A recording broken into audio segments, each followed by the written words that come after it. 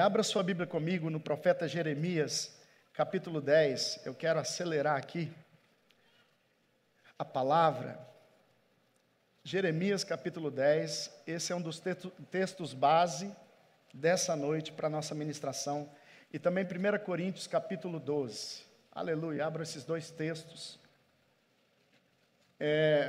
Eu volto aqui a ministrar, registrando a série Reino de Plenitude. E eu parei no sermão falando sobre a plenitude da força na fraqueza. E eu ministrei a primeira parte desse sermão. E eu terei 3 partes para este sermão, e acredito que vou encerrar essa série aqui. E nessa noite eu quero fazer a segunda parte do sermão, Plenitude da Força na Fraqueza. Na primeira parte, se você quiser conferir, está gravado lá no YouTube, no nosso canal, Iabe Cacoal. O Senhor ministrou a nós, mas dentro da estrutura essencial, sobre as fraquezas humanas e o poder de Deus sendo aperfeiçoado em nossas fraquezas. E hoje eu quero ir com você, avançar com você um pouco mais.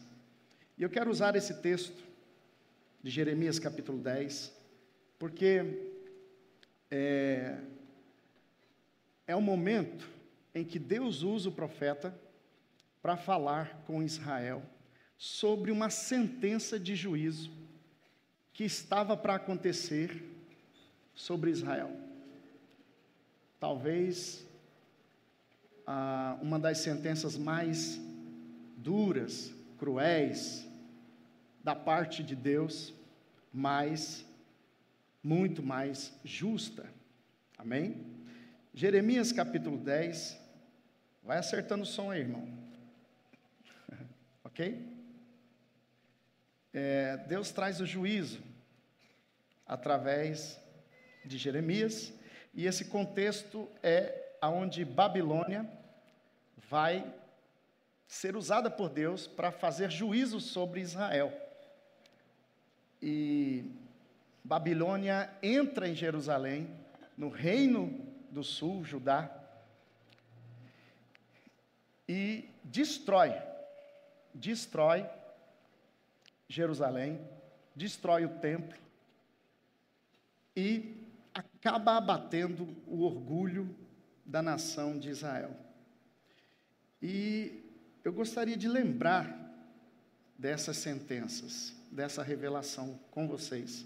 É base para nós. No versículo 1 de Jeremias 10, quem encontrou, diga amém. Diz assim: ouçam o que o Senhor diz a vocês, ó comunidade de Israel. Assim diz o Senhor: não aprendam as práticas das nações, nem se assustem com os sinais no céu, embora as nações se assustem com eles. Estão me ouvindo, amém? Ajuda aí, irmão, parece que está sobrando o som. Versículo 2, assim diz o Senhor: não aprendam as práticas das nações, nem se assustem com os sinais do céu, embora as nações se assustem com eles. Versículo 3, os costumes religiosos das nações são inúteis. Corta-se uma árvore da floresta, um artesão a modela com o seu formão, enfeitam-na com prata e ouro, prendendo tudo com martelo e pregos para que não balance. Como um espantalho numa plantação de pepinos, os ídolos são incapazes de falar e têm que ser transportados porque não conseguem andar. Não tenham medo deles, pois não podem fazer nem mal nem bem. Versículo 6. Não há absolutamente ninguém comparável a ti, ó Senhor. Tu és grande e grande é o poder do teu nome. Quem não te temerá, ó Rei das nações? Esse temor te é devido. Entre todos os sábios das nações e entre todos os seus reinos, não há absolutamente ninguém comparável a ti. São todos insensatos e tolos, querem ser ensinados por ídolos inúteis. Os deuses deles não passam de madeira. Prata batida é trazida de Tarsis e ouro de Ufaz. A obra do artesão e do ourives é vestida de azul e de vermelho. Tudo não passa de obra de hábeis artesãos, mas o Senhor é o Deus verdadeiro. Ele é o Deus vivo, o Rei eterno. Quando ele se ira, a terra treme. As nações não podem suportar o seu furor. Digam-lhes isto: esses deuses que não fizeram nem céus, nem terra, desaparecerão da terra e debaixo dos céus. Mas foi Deus quem fez a terra, com o seu poder firmou o mundo, com a sua sabedoria, e estendeu os céus com o seu entendimento. Ao som do seu trovão, as águas no céu rugem e formam-se nuvens desde os confins da terra. Ele faz os relâmpagos para a chuva e dos seus depósitos faz sair o vento. Esses homens todos são estúpidos e ignorantes. Cada ourives é envergonhado pela imagem que esculpiu. Suas imagens esculpidas são uma fraude. Elas não têm fôlego de vida.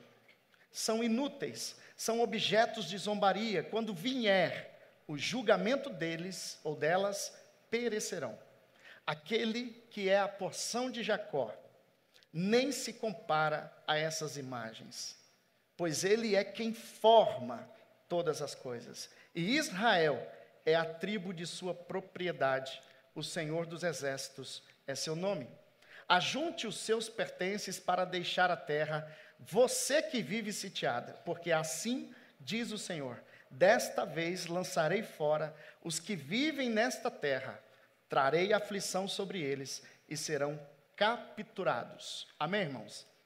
Então o profeta Jeremias está desenrolando uma revelação daquilo que estava para acontecer de juízo sobre a terra de Israel, o reino do sul, Judá, Jerusalém. E a palavra do profeta é forte. E a base do julgamento de Deus para a nação é sobre a idolatria. A nação de Israel, que conheceu o verdadeiro Deus, e o verdadeiro Deus de todos os céus e terra, fez uma aliança com essa nação. Não porque eles eram numerosos, não porque eles eram capazes. Na verdade, Deus fez uma aliança com Israel, porque dentre as nações era improvável, era menor, era mais fraca. E Deus fez uma aliança e foi feito um termo de bênção e de maldição. A lei de Deus traria, sob o termo dessa aliança, a bênção sobre essa terra, a bênção sobre esse povo de Israel. Ou, se Israel desobedecesse, então a lei também daria a eles a maldição, a penalidade pela desobediência, a consequência de não obediência. Amém, irmãos? Agora o Senhor está avisando aos profetas dele a sua sentença, porque Deus não faz nada na terra sem antes pronunciar para a terra através da boca de seus profetas. E Deus está usando Jeremias para lembrar da lei, para lembrar que Israel foi desobediente. Por quê? Primeiro mandamento do Senhor: não terão outros deuses além de mim. Não façam imagens de escultura, nem do que tem nos céus, nem na terra. Primeiro mandamento. E Israel vai com força para a idolatria, a ponto de Deus tratá-los como uma nação prostituta. Como se Deus tivesse feito uma aliança de casamento com Israel, e Israel, sendo a esposa nessa aliança, se torna prostituta, porque Deus chama prostituição espiritual. Israel levanta postes sagrados. Israel, que Deus muito detalhadamente se mostrou a eles, se revelou a eles, com poder e glória da verdade de um Deus. Agora Israel está se envolvendo com outros deuses, e a sentença é essa: a maldição virá sobre vocês, e a destruição então chegará à terra, e aqueles que estão na terra serão capturados. Amém, irmãos? E a terra experimentou o juízo de Deus. Irmãos, por que eu estou destacando o texto de Jeremias? Porque ele vai ser uma base muito interessante. Porque Deus vai abater o orgulhoso.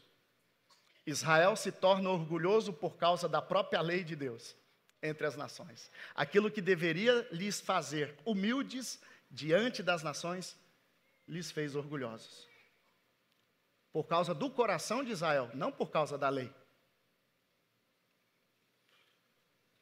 O templo sagrado, que deveria manter Israel na humildade e ser bendita entre as nações, trouxe para Israel um grande orgulho religioso. Então Deus abate o templo, Deus abate a terra, porque a terra de Israel era próspera. E agora se torna desolada. Por quê, irmãos? Porque Deus usa a nossa fragilidade, a nossa insuficiência, para mostrar a glória dele para as nações, para os outros. Deus deseja usar os humildes e exaltar os humildes, mas Deus se contrapõe, Deus se coloca contra o orgulhoso.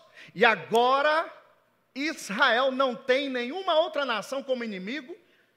Babilônia é usada como inimigo, mas na verdade quem é o inimigo de Israel agora é o próprio Deus. Amém, irmãos? Então, Israel se acha forte, Israel se acha poderoso. Queria lembrar vocês de um fato na vida de Davi, pois Davi foi muito usado por Deus e conquistou muitas vitórias para o reino de Israel. Mas o dia que Davi fez questão de se orgulhar pelo seu reinado e pelo próprio povo que Deus lhe tinha dado e multiplicado sobre a terra de Israel, Deus veio e abateu o orgulho do rei Davi, esfregando ele no chão, dizendo: lembra-te que de antes de você ser rei, eu te fiz um pastor de ovelhas. Por que você está embriagado pelo poder do palácio, pelo poder do poder? Como você pode se orgulhar pela nação que me pertence, pelo exército que é meu? E Deus abate Davi, porque ele se enche de orgulho. É quando ele declara que é forte, então aí o Senhor abate. Uma outra base que eu quero destacar como exemplo de revelações sobre o conceito de fraqueza e poder de Deus na vida do apóstolo Paulo. O apóstolo faz uma defesa sobre o seu apostolado, que se baseia na fraqueza humana e não nos superegos e virtude dos superapóstolos que estão em evidência diante da igreja de Corinto naquela época. Vamos lá comigo em 1 Coríntios capítulo 12. Por favor, abra sua Bíblia, 1 Coríntios 12.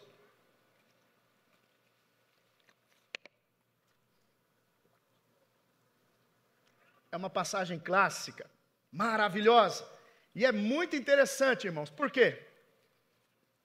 Porque o apóstolo Paulo, ele entra no jogo de se amostrar. Diga aí para o irmão, é assim, amostradinho, que eu gosto. É assim que eu gosto. Mas Davi pede licença, aliás, apóstolo Paulo pede licença, e ele com muita educação vai falar com a igreja de Corinto, que está sendo assediada, seduzida pelos superapóstolos, homens que lideram a igreja de Jesus lá em Corinto e que são celebridades, são super fortes, pois eles carregam,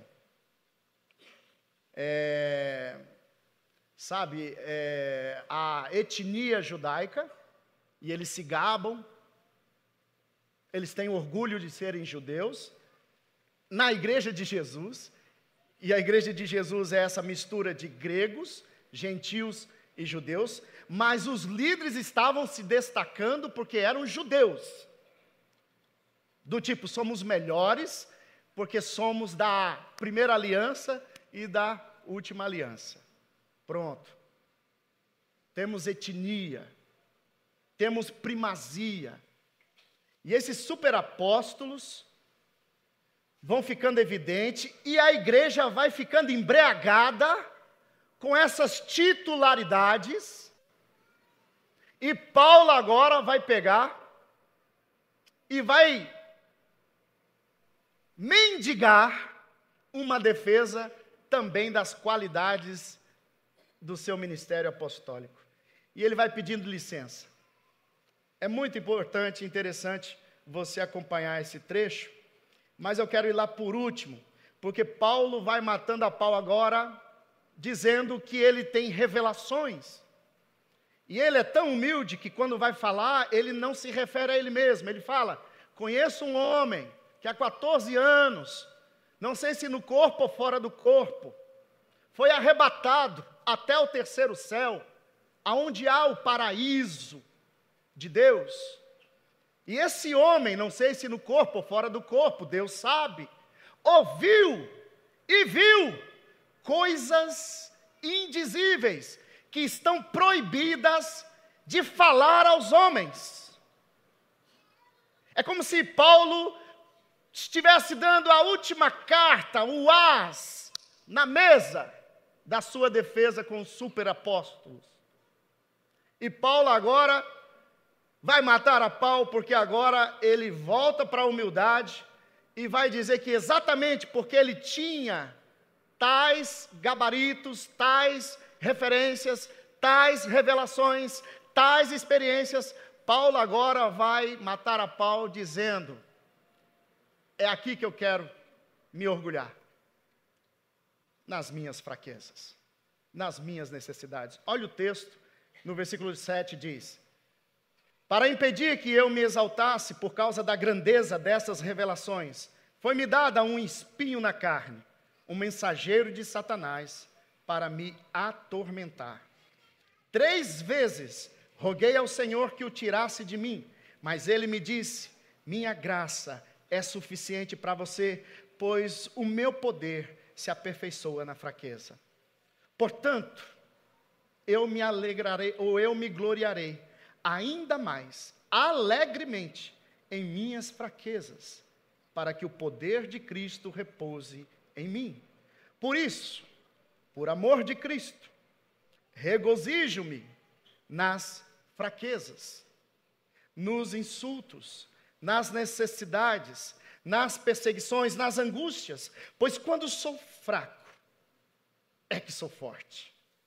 Fui insensato, mas vocês me obrigaram a isso.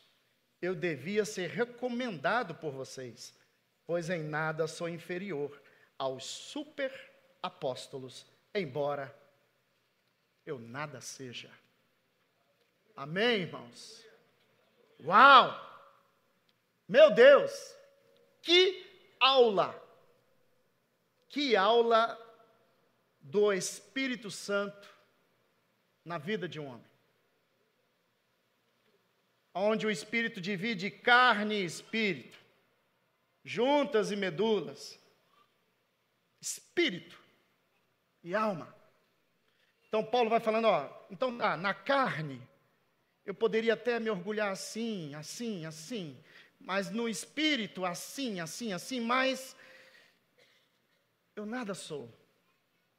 O que eu queria apenas é mostrar para vocês, tomem cuidado com os superpoderosos, Tomem cuidado com os super líderes. Tomem cuidado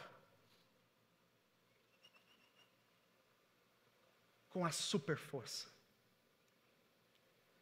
Com a super força humana. Amém, igreja? Quero aproveitar então o termo e a ideia do apóstolo Paulo de superapóstolo. E é aqui que eu quero desenvolver os pontos de destaques das verdades do Senhor para nós nesses últimos dias na terra, irmãos.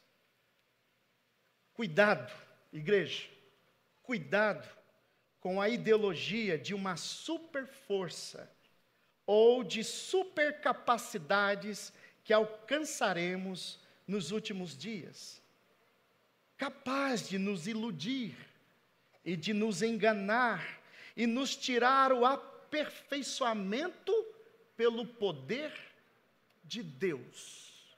Querida igreja, preste bem atenção. Se nós, com o nosso ego, com a nossa posição, com o nosso conhecimento, com as nossas estruturas, se nós, com os nossos títulos e capacidades, não nos humilharmos, se nós acharmos que somos igreja por qualquer motivo desses,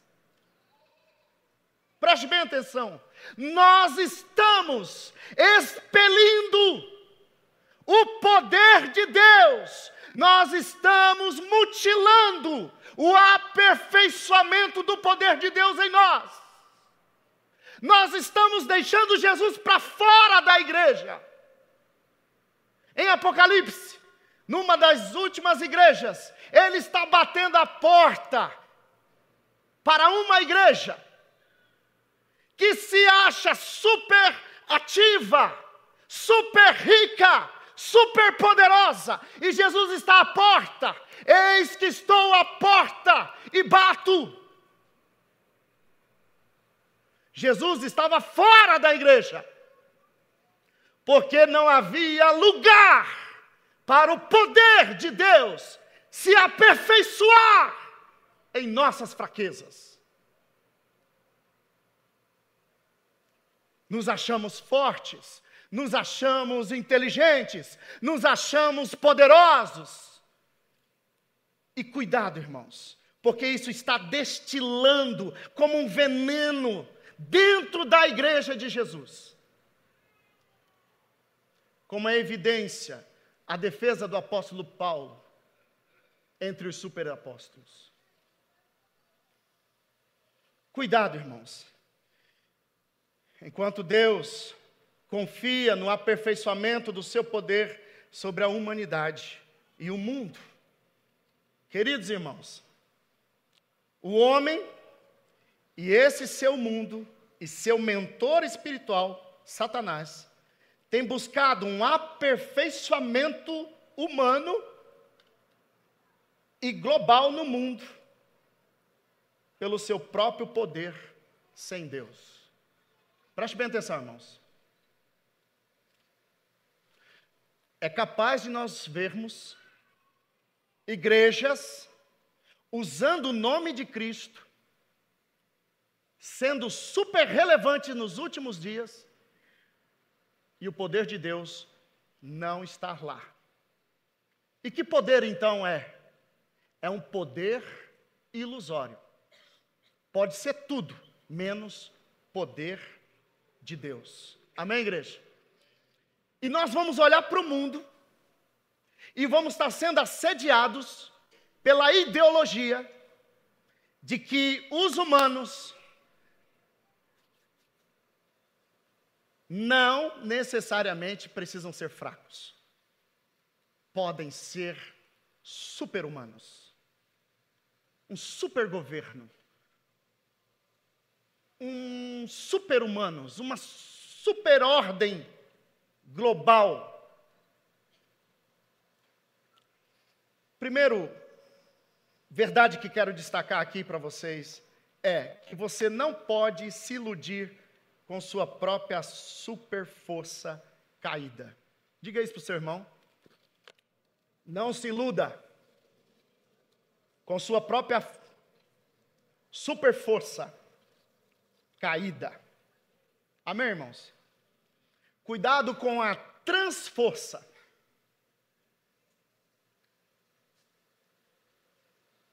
No segundo sermão, aliás, no próximo sermão, nós vamos destacar sobre a transhumanidade, ou transhumanismo. Talvez você já ouviu sobre isso, mas vamos ouvir sobre isso. Mas eu quero destacar aqui sobre o princípio da força, porque é a base dos últimos dias. Tempos atrás estávamos focados no humanismo. Agora o foco será no transhumanismo. O foco era na exaltação das capacidades humanas, mas agora o super-humanismo, com o poder da biociência, da autotecnologia, se misturando. Preste bem atenção, irmãos. O foco da ciência, do governo, de todo o poder, exaltava há um tempo atrás o humanismo. Você no centro, que você é capaz, que você é forte, que você vai prosperar, que você vai dar tudo certo, que você. Eu. Isso é o humanismo.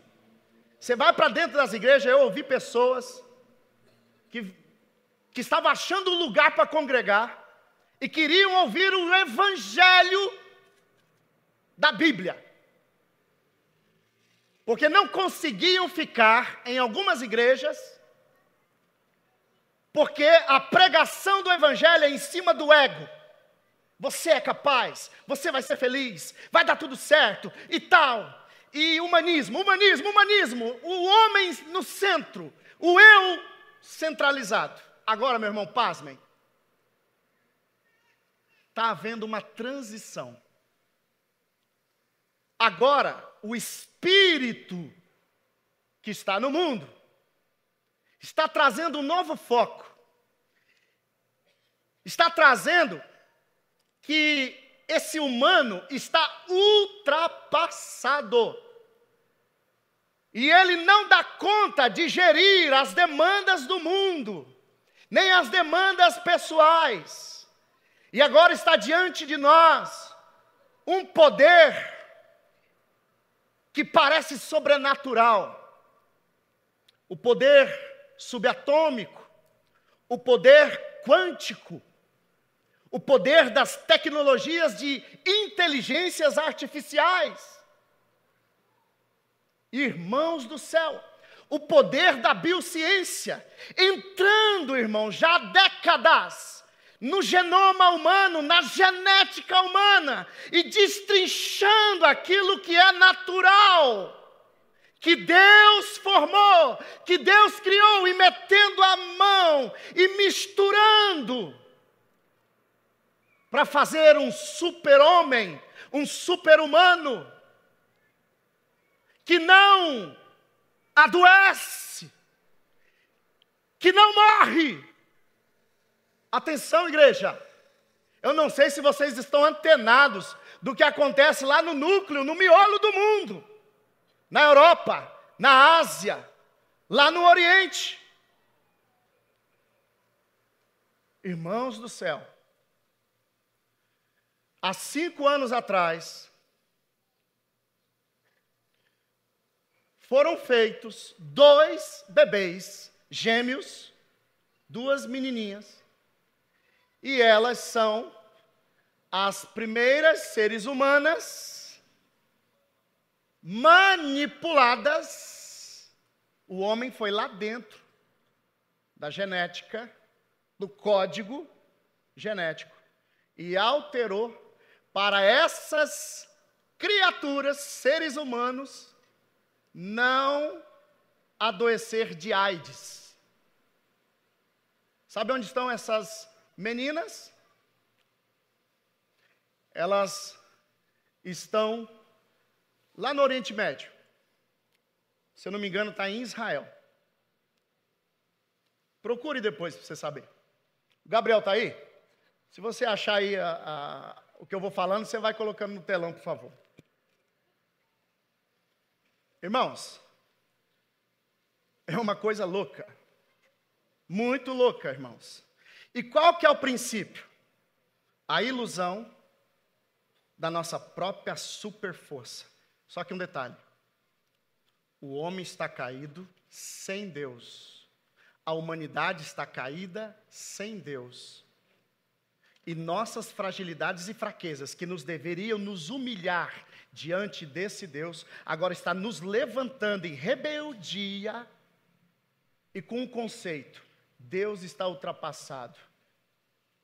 Não precisaremos de Deus se tivermos a manipulação do seu poder, a ciência do poder de Deus. Porque hoje o que chamamos de milagre de Deus, diante de um homem com o seu mentor espiritual que manda no mundo, que é Satanás, está tirando, pelo conhecimento e pela técnica da ciência, poderes divinos. E aquilo que hoje chamamos de milagre, amanhã chamaremos de ciência, de poder humano ou super-humano. Traremos resposta à humanidade, uma nova humanidade, uma nova ordem mundial. Não teremos mais fome, não teremos mais doenças e, pasmem, daqui a poucos anos, estaremos espantados com a ideia de um ser humano que não morre mais. E tudo isso está anunciado e revelado pela palavra de Deus. Amém, queridos?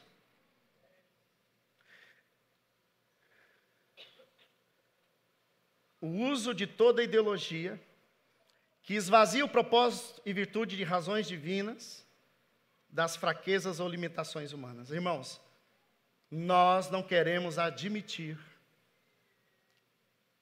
a fraqueza, a limitação. E deixa eu te falar uma coisa. A humanidade vai descobrir tarde demais que as nossas fraquezas mais mortais, como sofrimentos, doenças e morte, eram nossas virtudes relacionais mais vitais diante das pessoas, de Deus e de nosso mundo.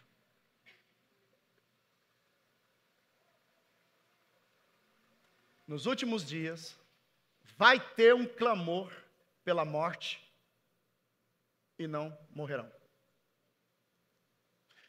Quando a gente vai para uma casa de luto, é brutal a cena. E desde os meus 4 anos de idade, eu sou chocado pela realidade da morte. A minha mãe faleceu, eu tinha 4 anos de idade, quando ela faleceu. E essa experiência da morte me marcou profundamente.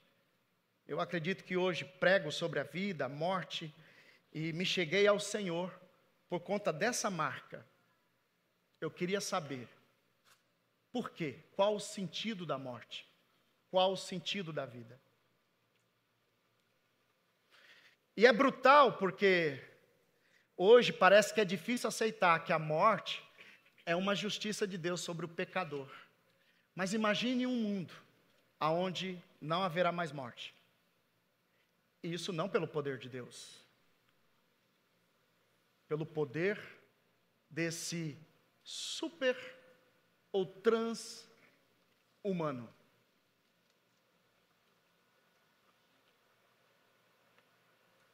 Em Zacarias capítulo 4, versículo 6, eu quero ler para você esse trecho do profeta. Zacarias capítulo 4, versículo 6.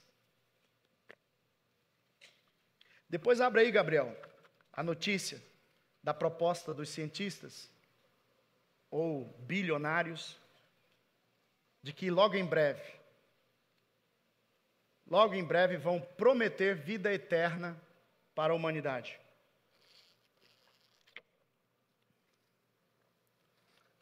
Zacarias capítulo 4, versículo 6 vai dizer: esta é a palavra do Senhor para Zorobabel, com relação à reconstrução de Israel. E ele diz assim, o Senhor: não por força, nem por violência, mas pelo meu Espírito, diz o Senhor dos Exércitos. Amém, irmãos? Irmãos, preste atenção. O Senhor dos Exércitos, Ele vence as batalhas entre céus e terra, não pela força e nem pela violência. Ele vence pelo seu Espírito. Amém, irmãos? Pelo convencimento. Pelo convencimento.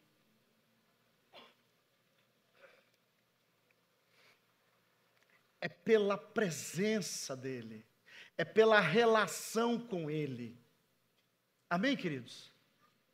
Como que um cristão vai vencer a morte?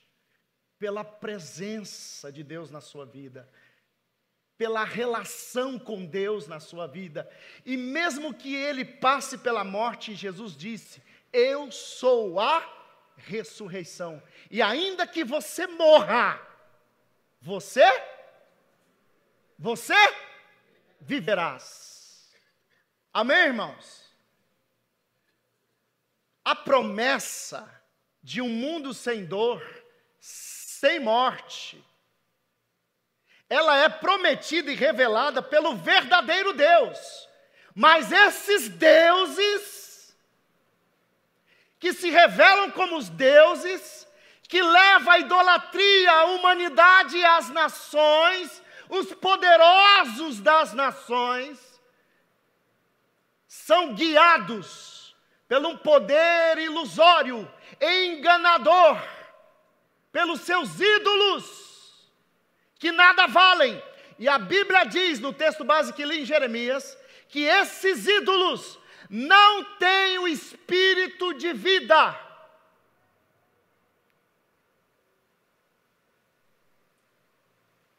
Nos últimos dias, ficaremos impressionados, e a igreja de Jesus será assediada por líderes que se passarão na pele, se passarão por ovelhas com pele, aliás, se passarão como lobos em pele de ovelhas. Cuidado, igreja. Meu Deus.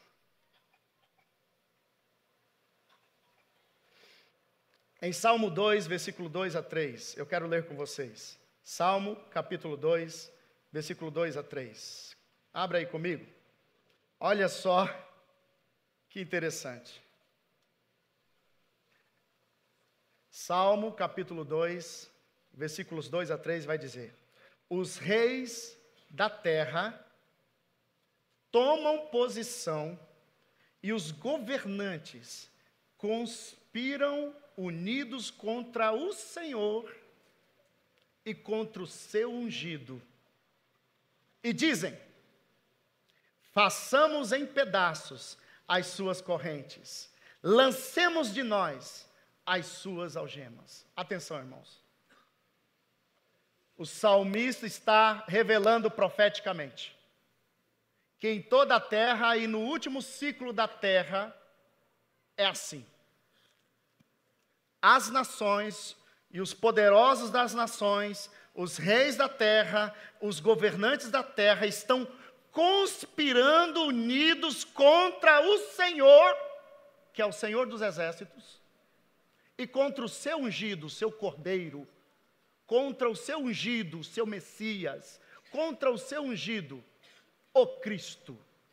Amém, igreja? Posso ouvir um amém? Amém. Irmãos, nas mesas mais poderosas das nações mais poderosas dessa terra, os governantes, os reis da terra, estão se unindo numa conspiração contra o Senhor e contra o Cordeiro de Deus, o Cristo. E a ideologia deles é: façamos em pedaços as suas correntes. Como se Deus fosse uma ideia que escravizasse a humanidade. Como se esse Deus, que é Senhor dos céus e da terra, fosse um falso Deus. Então o verdadeiro Deus denuncia os falsos deuses, mas os falsos deuses denunciam o verdadeiro Deus como falso. E a ideologia é que esse Deus, ele amarra com correntes a humanidade, com algemas. Eu já ouvi de pessoas dizendo que esse negócio de igreja, de religião, e até certo ponto eu acho sim também, é um sistema para ganhar dinheiro, é um sistema para enganar as pessoas, e é para gente fraca. Para gente fraca. Porque se Deus existe, ou se Ele não existe, pelo menos é a melhor ideia inventada sobre a terra. Porque coloca controle sobre uma humanidade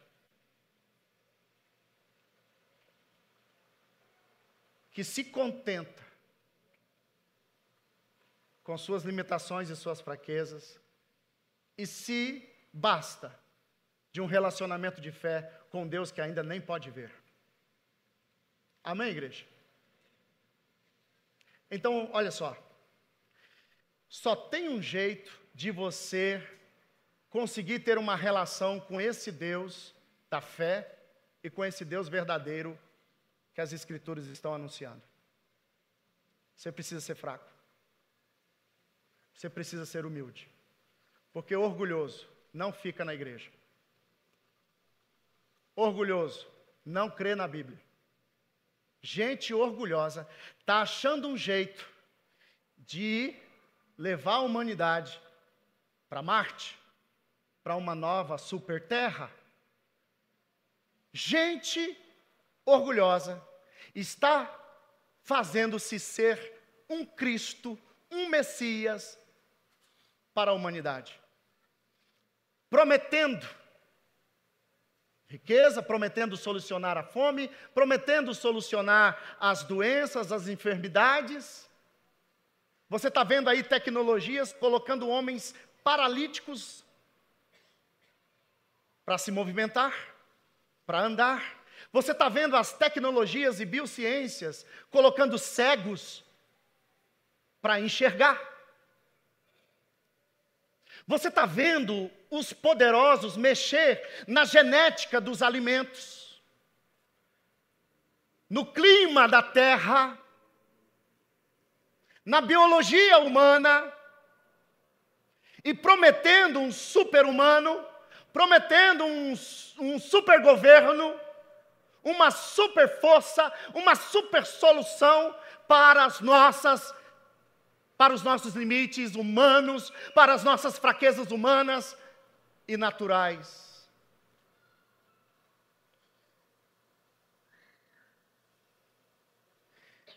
Está soando que essa ministração parece ser um papo de teoria da conspiração? Mas a verdade, irmão, é que nós não estamos mais na teoria da conspiração, já estamos na prática da conspiração.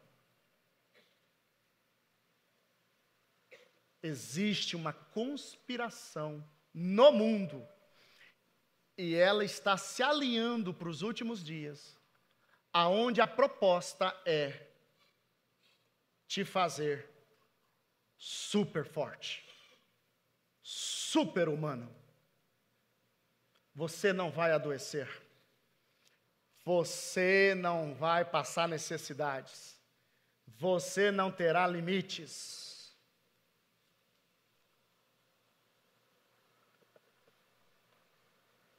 Segundo ponto. Você não pode se iludir com nossa super terra ou nosso super céu caídos. Cuidado com o nosso super céu, terra, clima e alimentos. Atenção, irmãos. Lá em Jeremias 10, 1 a 2, vai dizer assim, eu vou repetir para vocês. Ouçam o que o Senhor diz a vocês, ó comunidade de Israel. Assim diz o Senhor. Olha isso aqui, irmão. Não aprendam as práticas das nações, nem se assustem com os sinais no céu, embora as nações se assustem com eles. Deus está dizendo para a comunidade de Israel, não aprendam as práticas das nações. Olha aqui, irmãos. As nações têm práticas de superpoderes que vêm dos sinais do céu.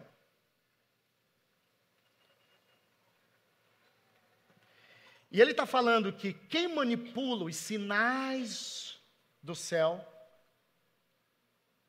vai assustar, vai dominar as nações.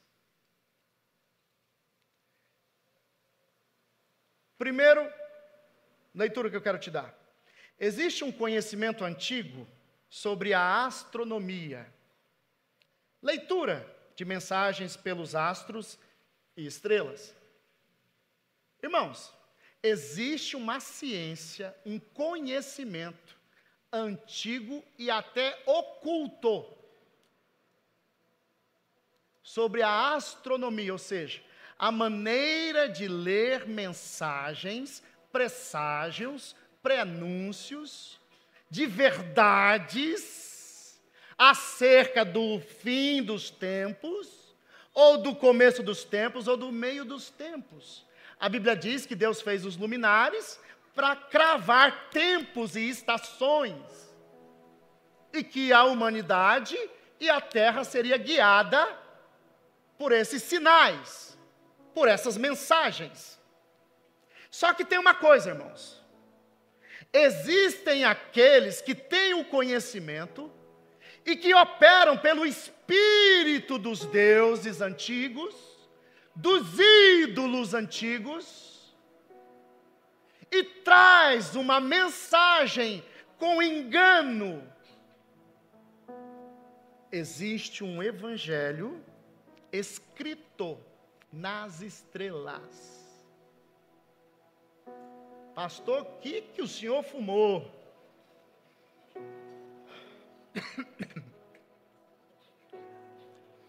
Então vamos comigo em Salmo 19, 1 a 3.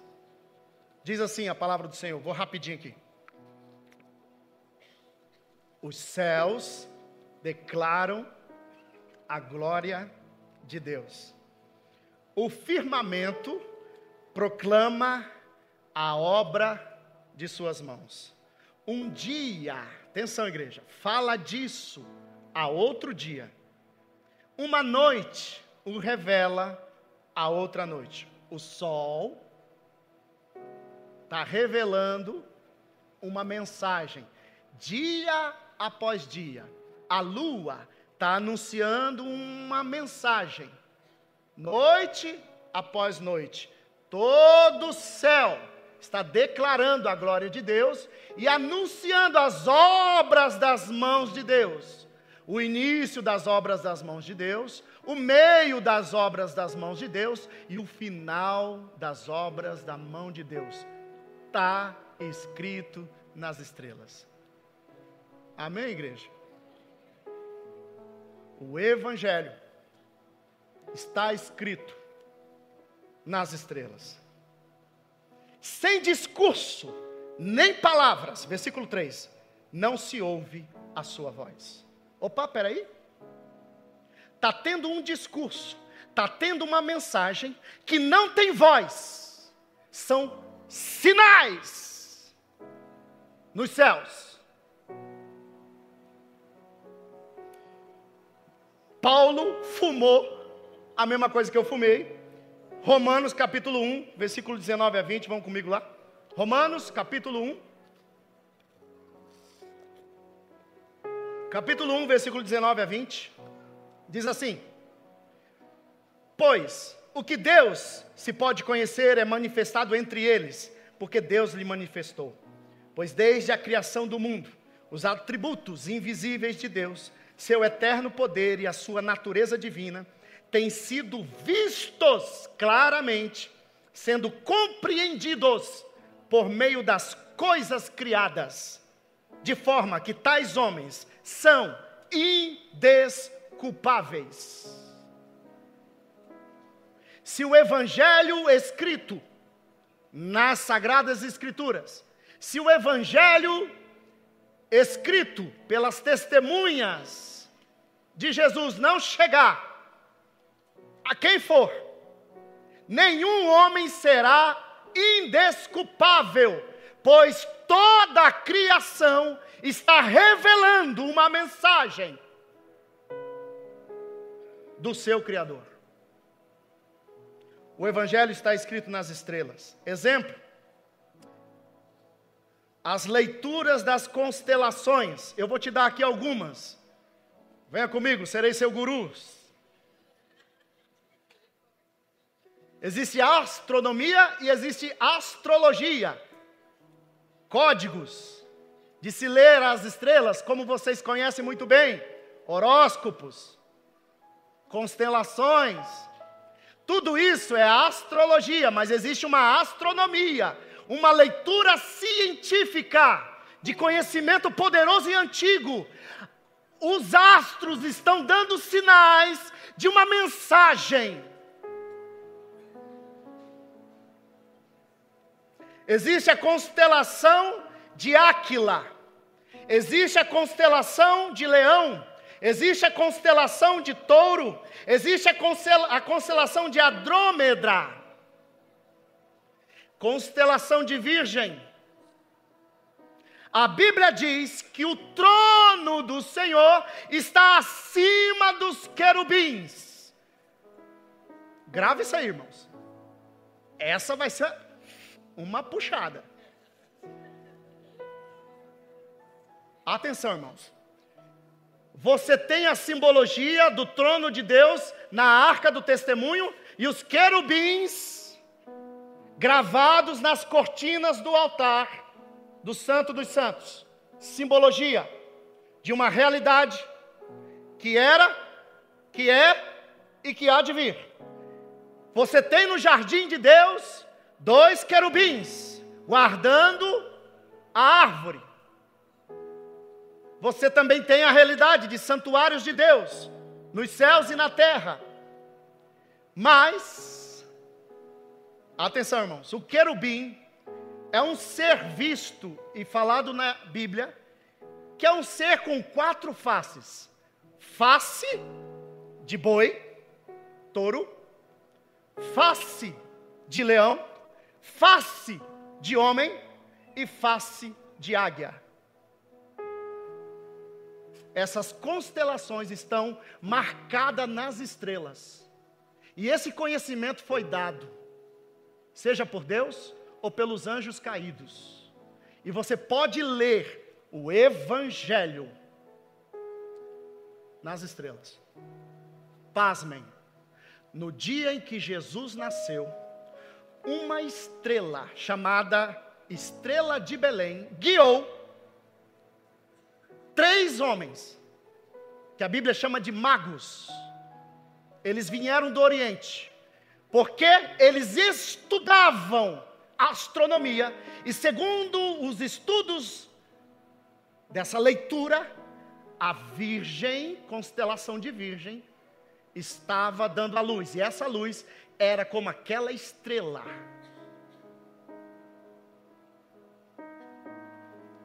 Isso é registrado no Evangelho. Amém, irmãos? Fala para o seu irmão, o evangelho está escrito nas estrelas. Mateus capítulo 2, versículo 1 a 6, eu quero ler para você. Depois que Jesus nasceu em Belém da Judéia, nos dias do rei Herodes, magos vindos do Oriente chegaram a Jerusalém e perguntaram: onde está o recém-nascido rei dos judeus? Vimos a sua estrela no Oriente e viemos adorá-lo. Quando o rei Herodes ouviu isso, ficou perturbado e com ele toda Jerusalém. Os reis da terra se espantam com os sinais. Tendo reunido todos os chefes dos sacerdotes, do povo e os mestres da lei, perguntaram-lhes onde deveria nascer o Cristo, e eles responderam: em Belém da Judéia, pois assim escreveu o profeta: mas tu, Belém, da terra de Judá, de forma alguma és a menor entre as principais cidades de Judá, pois a ti virá o líder que, como pastor, conduzirá Israel, o meu povo. Amém, irmãos?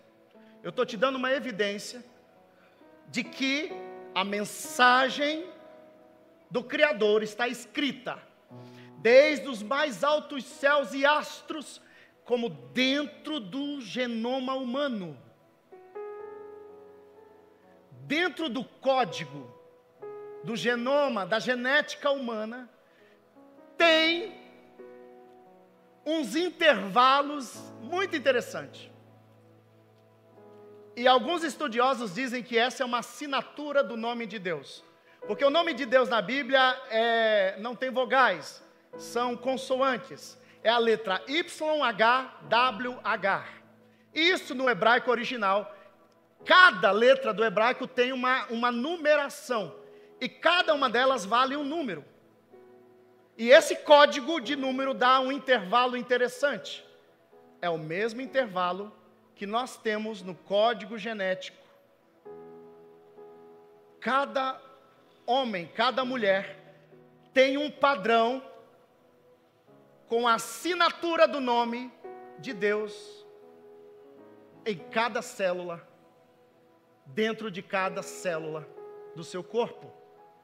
Então essa mensagem da verdade do Criador está nos mais altos céus e astros e estrelas, como também está mais profundamente dentro, microscopicamente dentro de cada ser humano.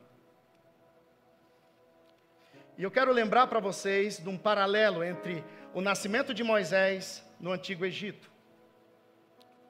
O poder oculto dos deuses, dos magos e feiticeiros egípcios que estavam no Egito e também entre todas as nações. Deus se levanta com juízo sobre a nação do Egito, porque o Egito era o berço de todo o ocultismo, de todo o conhecimento, de idolatria, feitiçaria, de todo o conhecimento oculto.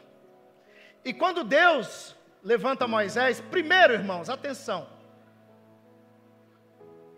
Faraó mandou fazer um decreto para exterminar, atenção aqui, igreja, todo filho homem que nascesse dos hebreus no Egito.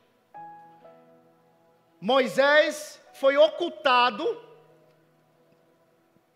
porque a Bíblia diz que eles viram que aquele menino era especial. Alguns estudiosos dizem que o nascimento de Moisés tinha muito a ver com a leitura que os magos faziam da astronomia. E esse menino foi guardado, você sabe muito bem a história, e Moisés agora se torna um homem. Deus chama Moisés e se revela a ele, dizendo: você vai libertar o meu povo do Egito. Mas, Senhor, eu não sei falar, e com que poder eu vou? Aí Deus pega, dá um cajado para ele e fala assim: ó, lá no Egito, quando perguntarem em nome de quem você está indo, fala que é no nome do YHWH.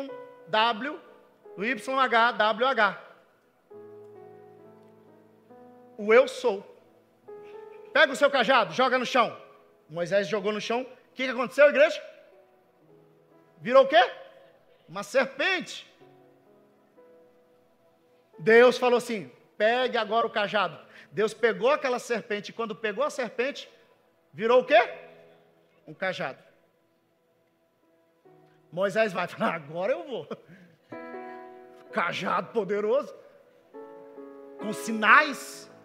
Rapaz, na primeira cartada de Moisés, pois é, eu estou aqui porque é o nome do Senhor, e Ele apareceu para mim, e tal, e nós vamos acabar com toda essa mentira dos deuses, dos ídolos, desse poder do Egito. É nome de quem que você vem? Do grande eu sou. Aí todo mundo, o que você tem para mostrar aí de poder? Aí Moisés fez a amostrinha dele. Irmãos, os magos e feiticeiros vieram diante de Moisés e fizeram a mesma coisa. Vocês estão entendendo, irmãos? Fizeram a mesma coisa. Só que tem um detalhe. Quando eles fizeram, o cajado de Moisés, que tomou a serpente, comeu. Não comeu a serpente dos outros? Pura técnica, irmão. Puro engano, pura ilusão. Puro poder de enganação. Atenção, irmãos. É o poder verdadeiro de um Deus verdadeiro diante de uma ideologia de deuses falsos com poder sedutor equivalente.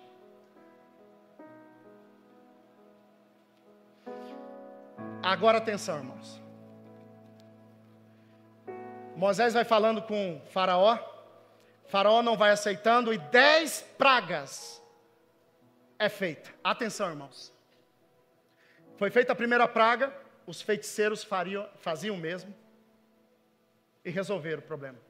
Fez a segunda praga, os feiticeiros faziam o mesmo.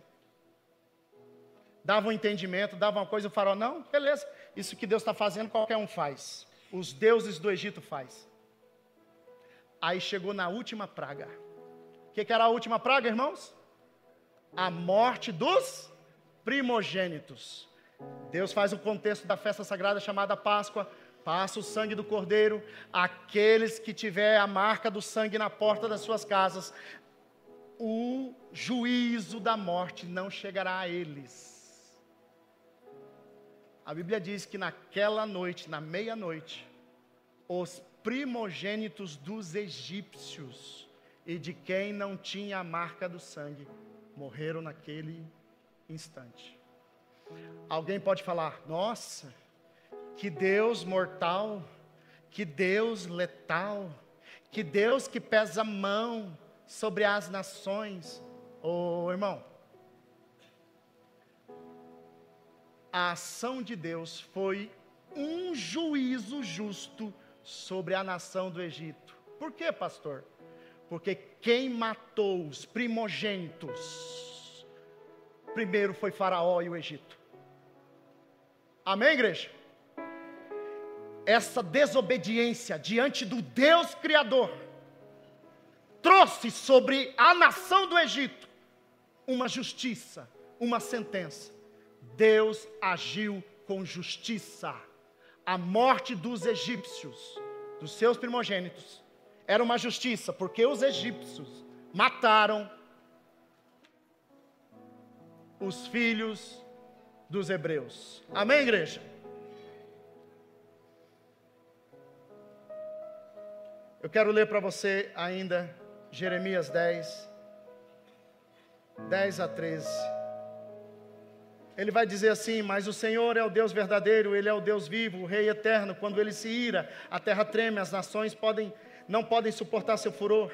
Versículo 11, digam-lhes isto, esses deuses não fizeram nem céus nem a terra, desaparecerão da terra e debaixo dos céus. Atenção, irmãos, tem deuses na terra e debaixo dos céus.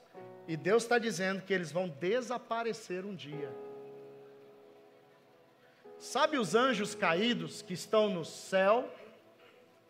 São como deuses, os rebeldes, para esta terra. E eles têm doutrinas de demônios, verdades, que para a humanidade é verdade, mas são verdades com mentiras. Do que, pastor? das verdades que estão escritas pela criação de Deus.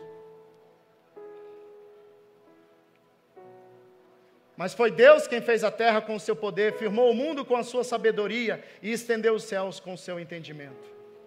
Ao som do seu trovão, as águas no céu rugem e formam-se nuvens desde os confins da terra. Ele faz os relâmpagos para a chuva e dos seus depósitos faz sair o vento. Atenção, irmãos. É incrível isso aqui. Porque Deus está dizendo assim, ó, a chuva na terra de Israel é eu que faço. Diz aí para o seu irmão, sabe quem é o manda-chuva? Manda-chuva de todo o céu? O próprio Deus. Só que tem o seguinte, irmão. Nós estamos querendo ser os manda-chuvas. Já vou encerrar. Por favor, Gabriel, acha a notícia aí de que as nações estão semeando nuvens e fazendo chover nas suas nações.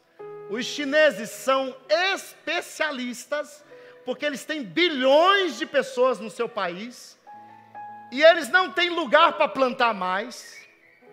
É por isso que a China está comprando o mundo todo, desesperados, só que eles são um povo muito inteligente, muito criativo e muito trabalhador. E está ganhando as nações com poder econômico. Mas sabe por que esse desespero? Porque senão eles passam fome. E se não chover, como é que eles vão ter alimento? Já tem pouca terra para plantar. Amém, irmão? Amém, igreja? Então o que eles fazem? Eles têm uma técnica de pegar o avião, botar sal e semear sal, mas não sei o que lá, nas nuvens. Isso vai chupando a água do ar e eles fazem chover. Irmãos, esses dias atrás, deu uma chuva no deserto, lá em Dubai. Alguém soube dessa notícia? Meu amigo, caiu, foi, aí vem a água, menino. Foi chuva, tá? Tudo indica, você pode pesquisar, que aquilo foi técnica humana de super-humanos fazendo e mandando chuva para o mundo. E tem mais, irmãos. Estão pegando uma ciência desse céu nosso aqui e estão fazendo estudos, irmão, profundos na atmosfera terrestre. Esses dias um foguete, 2 foguetes do Elon Musk, explodiu lá em cima, irmãos. Do nada, sem querer. Sem querer. Preste bem atenção, irmãos. Nós estamos mudando os céus, os climas da terra. Nós estamos perfurando e pegando terra lá de baixo, água lá de baixo. Nós estamos manipulando a água lá de cima, medidas naturais de sustentabilidade que Deus deixou sobre a terra. Nós estamos metendo a mão nas nuvens, nós estamos metendo a mão humana no clima, nós estamos metendo a mão humana na água de baixo, nós estamos metendo a mão no genoma humano, nós estamos misturando sementes, nós estamos manipulando os alimentos. O arroz que você come não é o arroz que Deus criou. O limão que tu está espremendo para tereré não é o limão que Deus criou, irmão. A uva que tu come sem semente, o limão sem semente que tu come, quando você for espremer um limão sem semente na tua casa, você vai lembrar do doidinho do Apocalipse aqui. Quando você comer uma uvinha sem semente, você vai lembrar do doidinho, o pastor doidinho do Apocalipse. Irmãos, a carne que vamos comer daqui uns dias não vai vir dos pastos, até mesmo porque essa carne está toda manipulada geneticamente, vai vir dos laboratórios Estão fazendo carne, a JBS, uma grande empresa brasileira, está investindo milhões. E em breve, no Brasil, você vai comer carne de porco, carne bovina, vinda do laboratório, com gostinho, com cheirinho, com nutrientes igual à carne que Deus criou dos animais, mas não é o que Deus criou. Deus é que manda a chuva para a terra, mas essa nova humanidade, que não admite seus limites, que não admite suas fraquezas, está mexendo e metendo a mão para ser super forte, super poderoso em tudo. Podemos também destacar sobre as tecnologias e ciências das ondas, que está no céu, rádio, tudo aí, meu irmão. Moléculas, poder atômico, satélites, seus poderes, tecnologias e ciências, do clima como chuvas artificiais, poder energético e de comunicação via satélite. Praticamente toda a força e poder tecnológico está sendo estruturado nos sinais do céu, dos céus. Amém, irmãos? Vou encerrar aqui. Por favor, atenção. Essa semana você vai estudar, você vai pesquisar sobre isso. Mas semana que vem, aliás, no domingo que eu for pregar, eu vou dar continuidade nessa mensagem. E os pontos que eu quero passar com você é sobre o transhumanismo. Tudo que o homem e Satanás, seu mentor, está fazendo para transfigurar a imagem que Deus criou. Pasmem, irmãos.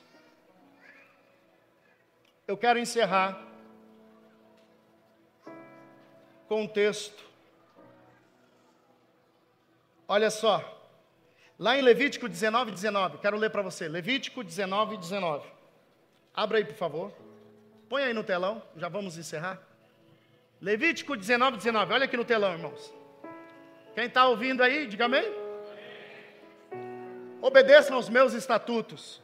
Não cruzem diferentes espécies de animais. Não manipulem a genética dos animais. Não manipulem a genética dos alimentos. E o homem está sendo audacioso. Ele já manipulou e está manipulando a genética humana. Olha o que Deus diz. Não plantem duas espécies de semente na sua lavoura. Não vistam roupas feitas com dois tipos de tecido. Deus está dizendo, não brinque com isso. Amém, igreja? Amém, irmãos? Fala para o seu irmão, o arroz que você come, a uvinha que você está comendo, o limão que você está espremendo, não é mais o que Deus criou. É o que o homem criou. Sabe por que nós estamos morrendo mais cedo, irmãos? É tanto ataque cardíaco, é tanto colesterol. Sabe por quê, irmãos? Porque está tudo fora da medida que Deus criou. Atenção, irmãos, para encerrar. Agora é sério, fala para o seu irmão, agora é sério.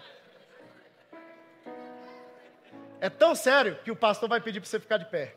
Fique de pé. Perdão, irmãos.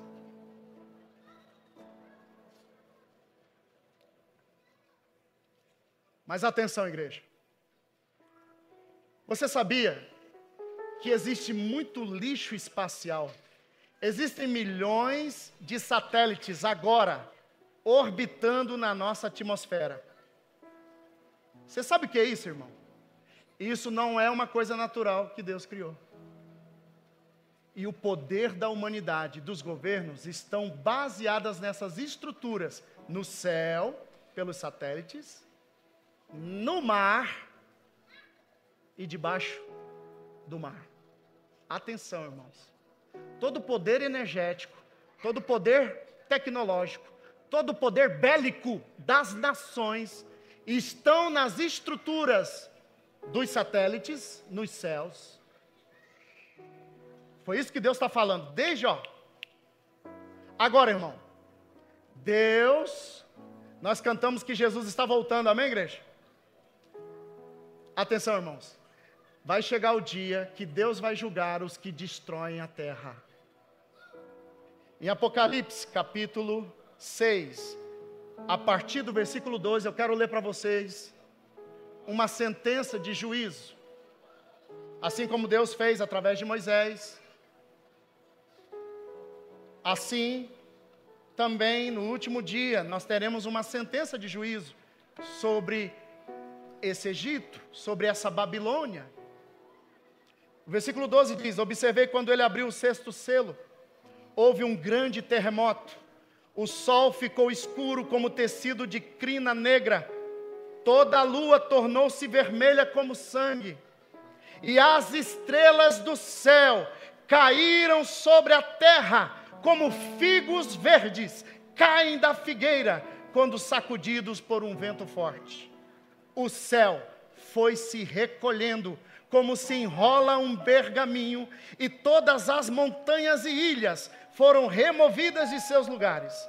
Então os reis da terra, os príncipes, os generais, os ricos, os poderosos, todos os homens, quer escravos, quer livres, esconderam-se em cavernas e entre as rochas das montanhas. E eles gritavam às montanhas e às rochas: caiam sobre nós e esconda-nos da face daquele que está assentado no trono e da ira do Cordeiro. Pois chegou o grande dia da ira deles, e quem poderá suportar? Sabe por que pedras ou estrelas vão cair aqui na terra? Sabe por que o sol vai se escurecer, igreja? Porque os poderes dos poderosos estão firmados no mar e nos céus. Só tem um jeito de abater esses satélites e milhares de satélites, aonde o poder nos últimos dias estarão operando no mundo todo. As estrelas caindo. Amém, igreja? É Deus requerendo a terra de sua herança. E Deus vai dar a terra para os humildes, fracos, que admitem suas fraquezas, e admitindo suas fraquezas, o poder do seu Espírito se aperfeiçoa em nós. Amém, igreja? Quem entendeu a mensagem, a igreja de hoje, diga amém. Amém. Feche o seu coração. Não vai dar tempo de cantar, mas eu queria que a queridinha cantasse. Hã? O coração? Como assim? Ah, fecha os olhos, abra o seu coração. Faz coraçãozinho com o irmão assim. Ó, irmão, fecha o coração aí comigo, vai. Queridos irmãos e igreja do Senhor, perdoe-me pelo horário. Eu tenho essa dificuldade, vai me perdoando. Mas que você possa ser alimentado pela palavra de Deus e pelo Espírito do Senhor. E nós estamos falando da plenitude da força na fraqueza, irmãos. E isso é muito sério.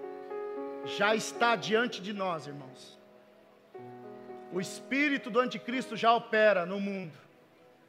Muito cuidado, igreja, com sua super força, com seu super ego. Muito cuidado com esses superpoderes que está tirando de nós o poder verdadeiro de Deus, que nos aperfeiçoará para o dia do Senhor. Os humildes herdarão a terra. Os orgulhosos agora estão querendo herdar elas na força, na sua sabedoria, no seu próprio poder. Mas o Todo-Poderoso, o Senhor dos céus e da terra, o Senhor, aquele que é digno de abrir os livros, Ele venceu, admitindo uma fraqueza humana naquela cruz. E ali o Senhor o exaltou sobre todos os céus, sobre toda a terra. Amém, igreja?